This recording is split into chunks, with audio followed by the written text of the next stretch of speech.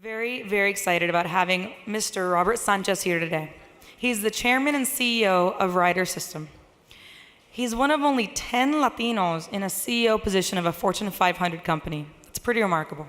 And not only that, he serves as the chairman of the board, but he's also on the board of Texas Instruments, the Truck Renting and Leasing Association, and the Association of Cuban Engineers. How many Cubanos are here today? All right, we support our Cubanos. So, as you all have taken your seats again, please give a warm welcome to Mr. Robert Sanchez.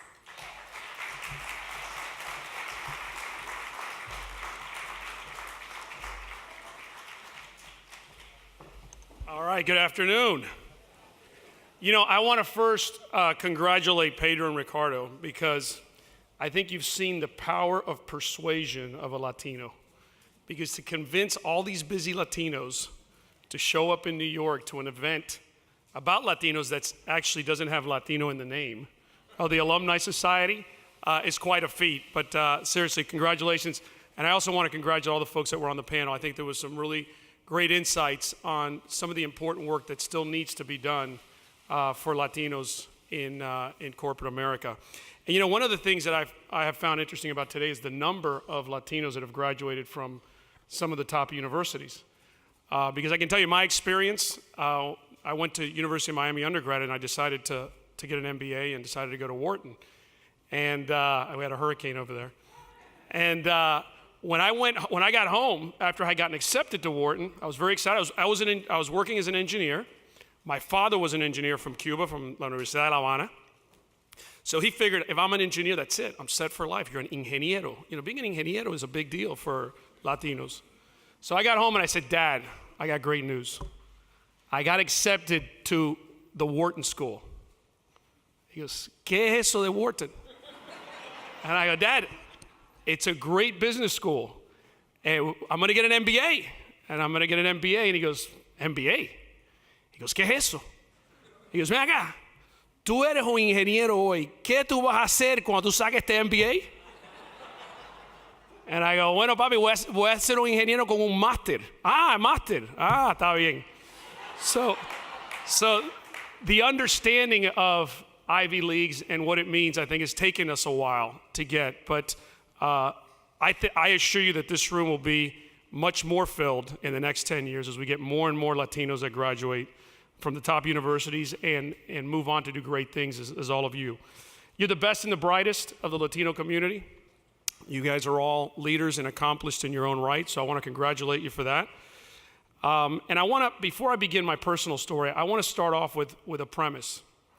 And that premise is that there's never been a better time to be a Latino, but the best is yet to come.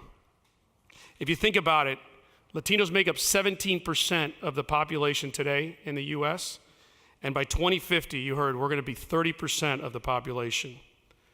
Latinos are young, and they vote.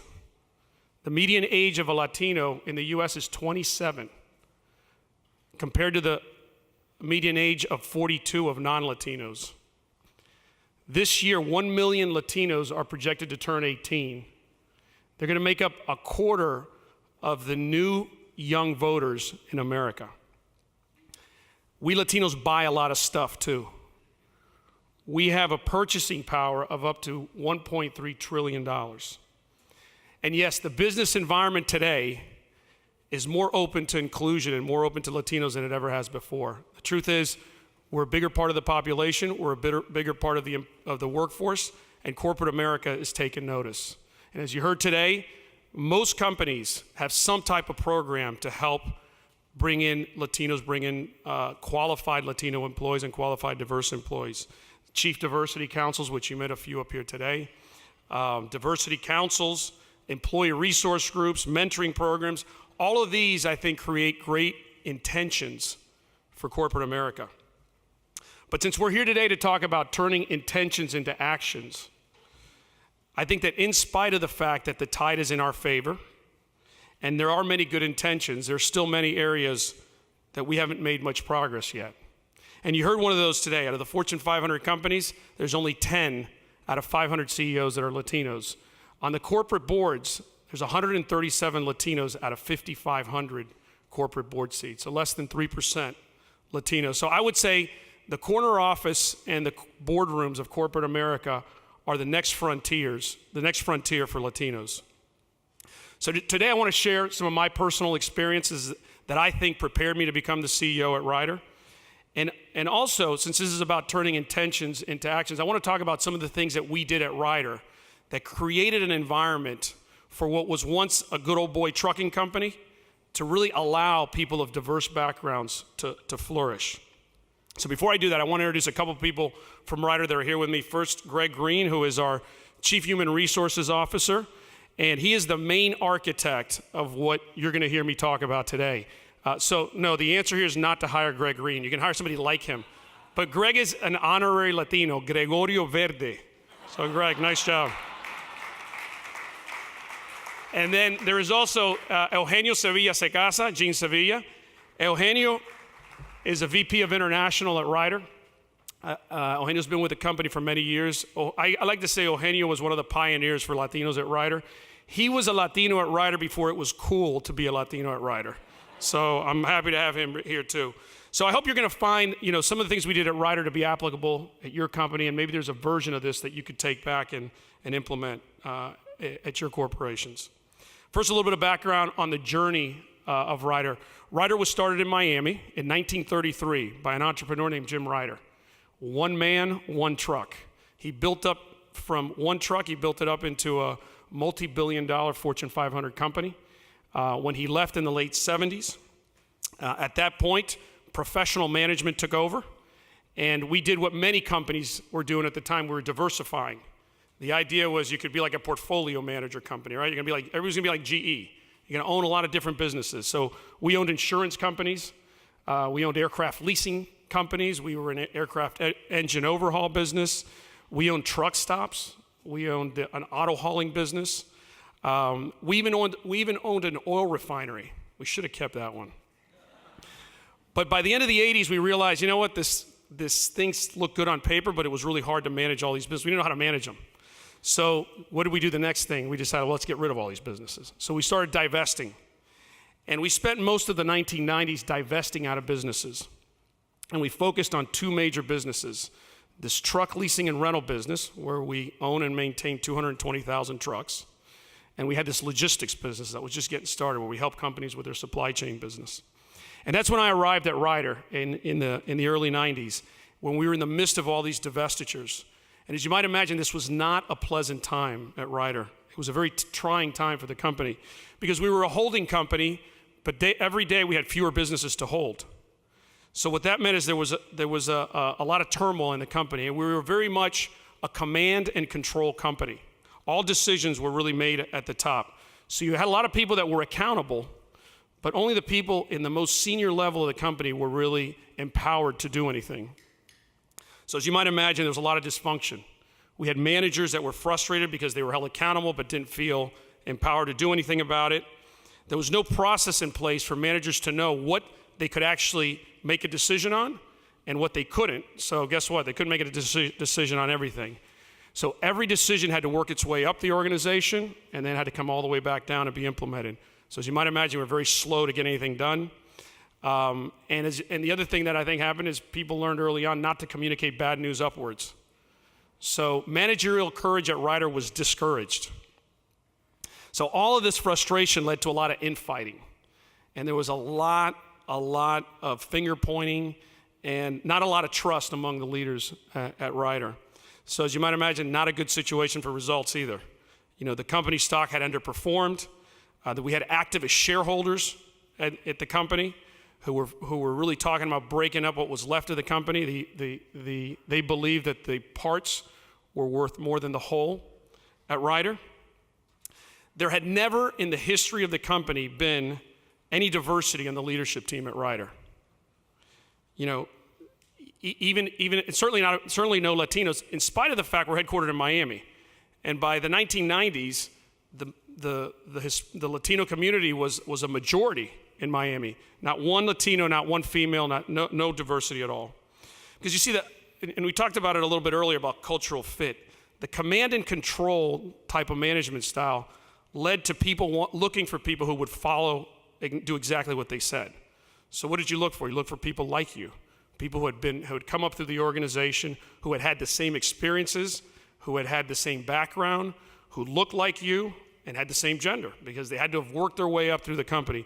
We didn't even have in the leadership team anybody that had come from any industry outside of trucking. It was all very monolithic. So in the 1990s, while all this is going on, is when we first started talking about diversity at Ryder. And we started with diversity training.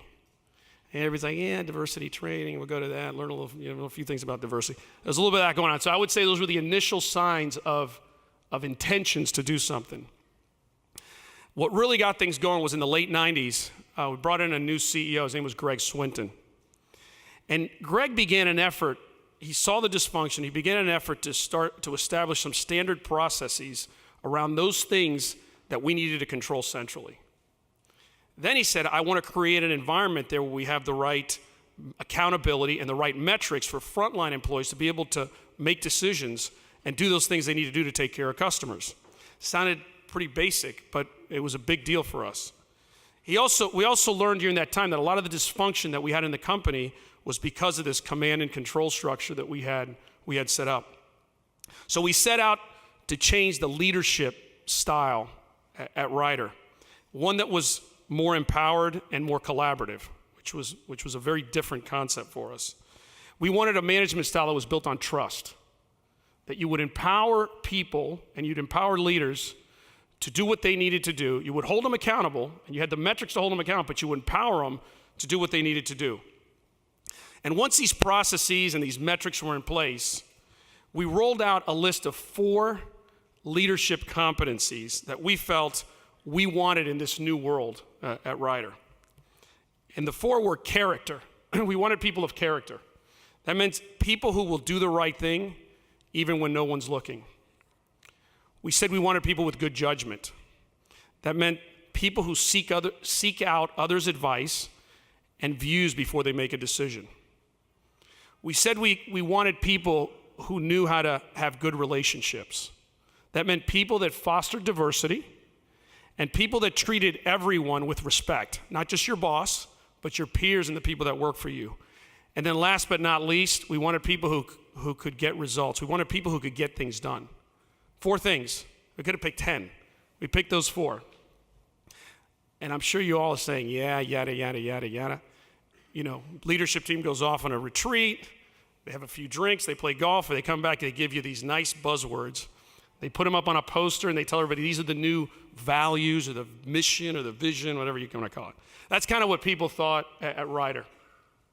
But we did it a little different this time. When we rolled out these leadership qualities, we didn't just send out an email and we didn't just put them on posters and send them out to the company. We started training people on them. And within the next year, it was part of every single manager's performance review at Ryder.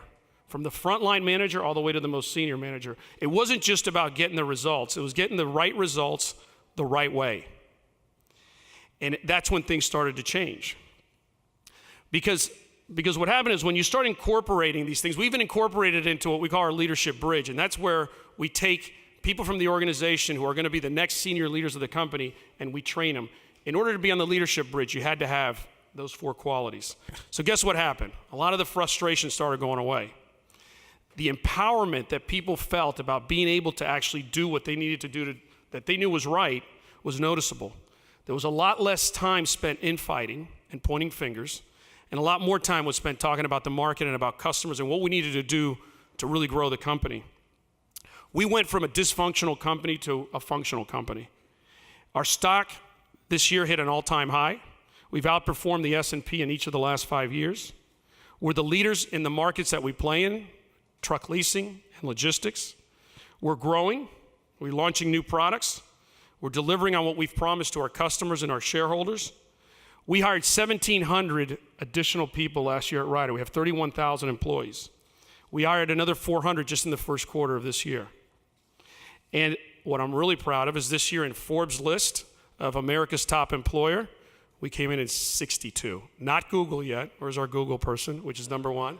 I think you're safe for a while. But, you know, a trucking company from Miami being number 62 of all the companies in Miami, we're really proud of that. And I think it's because things have changed. So you might ask, well, why is that important for Latinos? Well, I think defining these leadership competencies and then making them actionable and making them real for our employees made a huge difference because it allowed people with different backgrounds to lead at Ryder. You didn't have to be 20 years in the trucking business to be able to lead. Because what was wonderful about them is that they're universal competencies. Character, judgment, relationship, results. Anybody can do it. They're not owned by any one gender. They're not owned by any one ethnic group. They're not owned by any one race. And when you remove the command and control structure and you lay out these leadership competencies, guess what? It's okay to hire somebody who's just not like you, as long as they meet the leadership competencies that we've defined as a company. It creates a more level playing field. So when you talk about eliminating the cultural bias, that's what these things do. You lay out for the whole organization what you want in a leader, and then you hold people accountable. So people of different backgrounds, people of different experience began to flourish at Ryder. And if you look beyond the traditional diversity definition, if you just think about backgrounds and experience, Ryder is 100% diverse in its leadership team today. We have an HR guy who came from investment banking. We've got people that came from all different backgrounds. We have a finance guy running one of our biggest divisions. If you look at the traditional diversity measures, Ryder had, in the early 1990s, had zero diversity at the top. Today we have a leadership team that is 50% diverse, 38% Latino, a board that is 55% diverse, 18% Latino, and a CEO that's 100% Latino. So why have Latinos done so well at Ryder under this structure? Well, although the competencies I said are universal, I think we have a little bit of a cultural advantage because those things that we defined as important to leadership are those things that we learn in our Latino family. They're the things that we were taught at home because the truth is, what gets you a job is what you learned in school, but what makes you a leader is what you learned at home. And I'm not saying that we have a monopoly on being good people. We don't have a monopoly on leadership or these qualities, but we tend to get more of that from our families because we do have a bit of an obsession with the Latino family.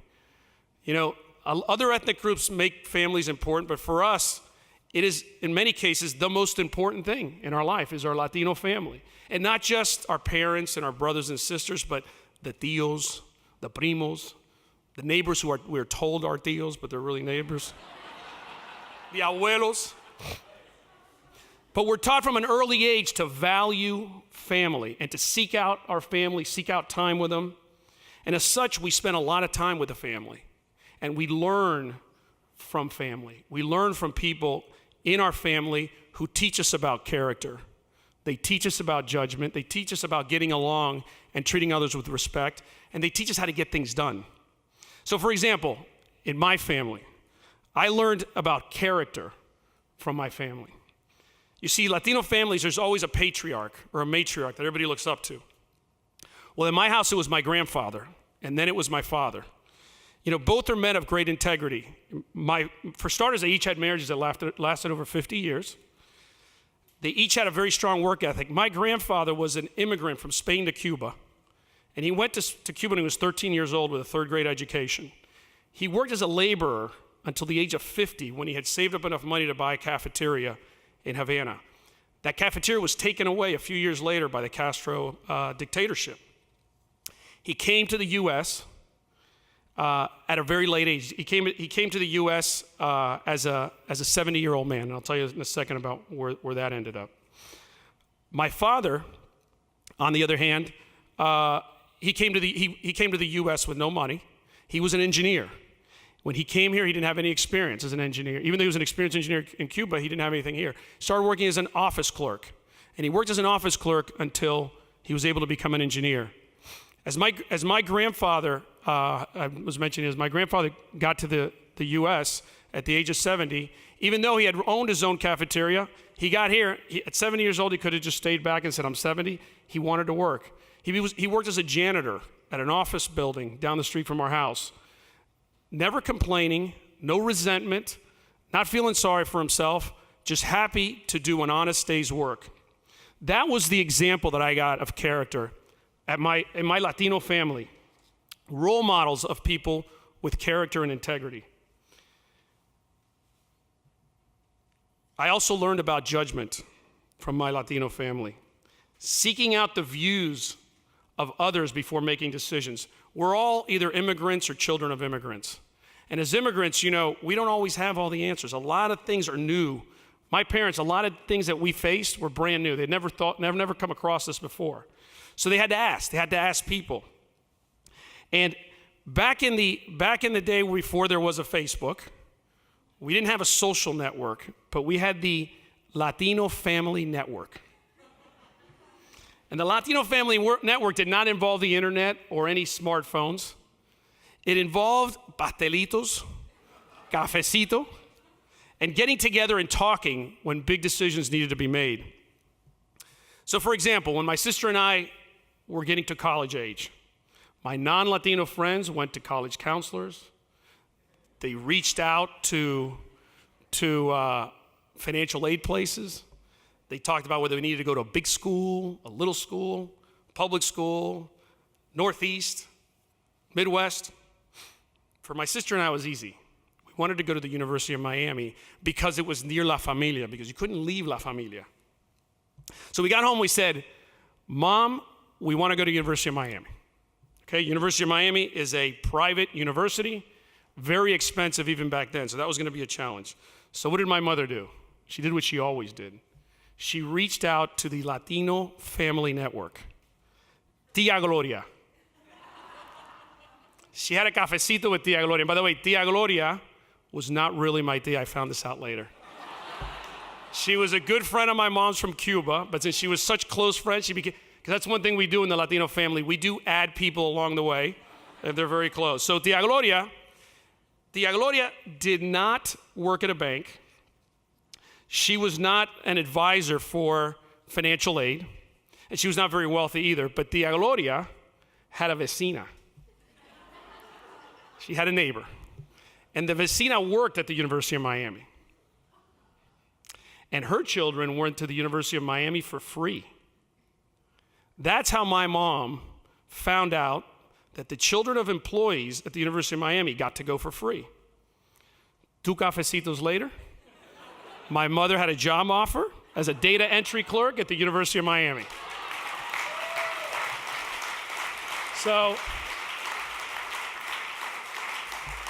that is how we financed our education at the University of Miami. My mother worked there as a data entry clerk for 15 years.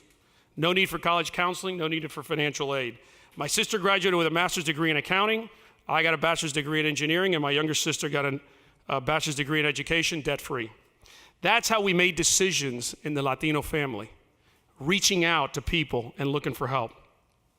I also learned about relationships in the Latino family, about diversity and treating others with respect. There were 7 of us in my house growing up. My parents, my abuelos, and my 2 sisters and I. 3 generations under one roof. Initially, it was a 3-bedroom house, and then we made an addition, and there was a 4th bedroom. Like many of you, I learned to deal with diversity at an early age. Somebody mentioned this earlier today. But we lived in this bicultural world. Outside of the home, we lived in the American pop culture. Inside the home, it was the Latino familia. So we learned to coexist in both worlds. So for example, outside the home, they were called hot dogs. Inside the home, perros caliente. Outside the home, it was a station wagon. This might be a Cubanism, by the way. At home, it was called a bicicorre. I don't know what that meant. Bicicorre, step and go. Outside the home, I ran a fever when I was sick. Inside the home, it was called destemplanza.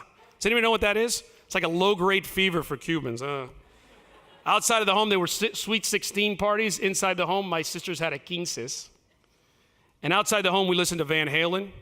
And at home, we listened to Celia Cruz. Both wonderful, both different. This ability to accept and embrace differences is a very important skill in today's very diverse workforce. I learned about treating people with respect from my family. Respect was very important in my home. We respected our parents tremendously, and we respected them because we saw the way they respected their parents. The one thing, even as we get older, my sister and I laugh about it because we still to this day don't ever want to disappoint our mother. There was this feeling of like, this is how you treat an elderly person. So I saw that in my house. And what was most amazing in my house is that my grandparents that lived with us were my father's parents. So my grandmother was not my mother's mother. My grandmother was my mother's mother-in-law, la suegra. How many of you live with your suegra? Yeah, okay, here we go. Well, they had an amazing relationship because my grandmother came to the U.S. when she was an elderly person. She never worked outside the home. And she was a tough Spaniard. I mean, she had lived through the Spanish Civil War. She went to Cuba. She lived through the Cuban Revolution. She was tough. But she was living at the home. I had 2 women living at home together, 2 mothers living at home together, and somehow, they coexisted, and it worked. And there was an incredible amount of respect in their relationship. And there was plenty of opportunity for conflict. You think about it, it wasn't a big house, ran into each other all the time. But you see, there is a common trait that we Latinos have, is we have a lot of respect for our elders. The abuelos are really respected for the wisdom that they have, for the experience that they have. They're typically revered within the Latino family, and they're respected for that wisdom. My mother had that respect for her suegra, and my grandmother gave it to her in return. And finally, I learned how to get things done from my Latino family. We called it resolver. Hay que resolver. We knew how to get things done. Whatever the problem, my parents found a creative way to solve it. Because when you don't have a lot of resources, you have to be resourceful. And you improvise and you innovate. I think it's also a trait of Latinos because most of us are immigrants or children of immigrants. And you usually don't have a lot of resources. So you have to find a way to get things done in order to survive. So for example, when I was a little kid, I wanted to play basketball. I wanted a hoop at my house. Hoops were expensive, especially the backboard and the post. So my dad went to the park nearby and he measured out the backboard. I didn't know anything about basketball, by the way. Measured out the backboard, got a piece of plywood, painted it, cut it to size, went to the junkyard, found a metal post, and built me a homemade basketball post. I was a bit embarrassed. I thought, what are the neighbors going to think? What's Eric across the street going to think? He's got a nice store-bought one. Well, you know what? It was sturdier and nicer than the store-bought ones. And my house became the basketball court for the neighborhood. So those qualities of character, judgment, relationships, and results are what we learn at home from our Latino family. My abuelos, my parents, my tios, those things that prepared me to be a leader so many years later. You see, in a post-Enron, post-Great Recession corporate America, the legal and reputational risk of improprieties for boards and CEOs is greater than ever. They are looking for leaders they can trust. The decision on who gets an executive position or who sits on a board more and more ultimately comes down to trust. I believe that it comes from the qualities of character, of judgment, of relationships and results that we Latinos learn from our family. I know that not all families are alike, and I'm sure yours are different than mine. You may have had different role models. It might have been a tío, it might have been a tía, it might have been a neighbor. But if you think about those things that you learned in your family, and those things that you learned about when you were younger, you're probably going to find some of the same similarities and draw strengths from those. We're a people of character. We're a people of good judgment. We're a people who embrace diversity and respect others, and we're a people who can get things done. So there's never been a better time to be a Latino, and the best is yet to come. I'm confident that the representation of Latinos in the corner office and in the boardrooms of corporate America is going to increase significantly in the next decade. What you need to make sure is that you have a fair and transparent criteria and process for selecting leaders. At Ryder in the 90s, we had a lot of these programs, diversity training, affinity groups, diversity councils. All these programs, I think, created good intentions. However, I believe that what made the difference at Ryder was clearly defining the values that we expected from our leaders and incorporating those competencies into our performance management process. We made them actionable and we made them real. So that's how we turn intentions into actions. So I encourage you to think about the approach that we took. Think about your own company. If you haven't done so already, establish and incorporate some of these clear leadership competencies in your process management, in your performance management process. If you choose competencies that are anything like what we did at Ryder, I think you're going to find very strong alignment with our Latino values. So with your help, we're poised to conquer this next frontier of the corporate boardrooms and the corner offices. Thanks again for this opportunity. Congratulations to all of you, and best of luck.